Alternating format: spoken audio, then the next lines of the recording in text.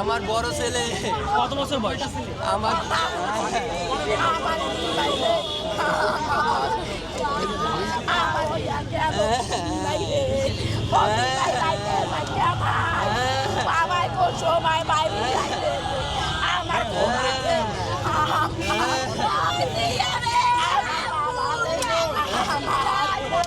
আমার ছেলেরে দেখতে চাই।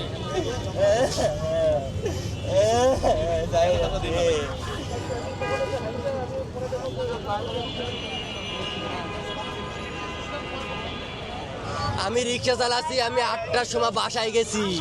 বাসায় শুনি আমার কয় তোমার বড় ছেলে জামাল হয়েছে, ওই বাসের মরে হয়েছে। এখন আমার এই যে দোষী গেছে দৌড়াইয়ে আমার সামনে কাইন্দা পড়েছে, আমি দৌড়াই চলে আসি। এখন দেখি রক্ত, আমার ছেলে নেই, ছেলেরে নিয়ে গেছে বলে আর্মিতে। তো এখানে যেটা আমরা এই যে এখানে যে চালা বা চায়ের দোকানদারের সামনে ঘটনা ঘটেছে, ওই চায়ের দোকানদারের নাম হচ্ছে ফারুক।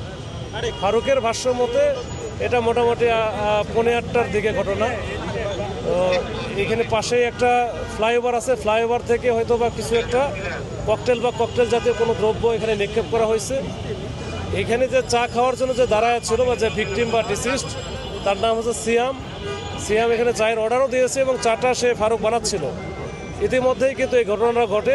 তার মাথার উপরে এসে পড়ার সাথে সাথে ওইখানে বিকট শব্দ হয়, প্রচুর ধোঁয়া উৎপন্ন হয় এবং সাথে সাথে পরে দেখে যে একজন সে পড়ে আছে। তো তার মাথার উপর আমরা তো মনে করতেছি যে এই ককটেলটা তার মাথার উপরে পড়েছে এবং মাথার উপরেই বাস্ট হয়েছে। হওয়ার কারণে তার মাথার এই জায়গাটা কিন্তু পিছনের দিকে অংশটা এটা মোটামুটি 2 ভাগের মতো অবস্থা হয়ে গেছে। তো এখান থেকেই মৃত্যুটা হয়েছে। এখন আমরা চেষ্টা করছি যে এটা আসলে কোথা থেকে কেমনে কীভাবে বা কারা মানলো। আমরা সাথে সাথে আমাদের এই আশেপাশে যত এলাকা আছে সব জায়গায় চেকপোস্টটা অ্যাক্টিভ করা হয়েছে। আমাদের বম ডিসপোজাল ইউনিটের যারা বিশেষজ্ঞ সদস্য আছে তারা কিন্তু এখানে আসছে, তারাও এটা দেখেছে এটা ককটেল জাতীয় কোনো কিছু হবে। তো আমরা সব কিছুই আমরা পরীক্ষা নিরীক্ষা করতেছি, দেখতেছি, ইনভেস্টিগেশন করার পরে আসলে বুঝতে পারবো এটা কী হয়েছে।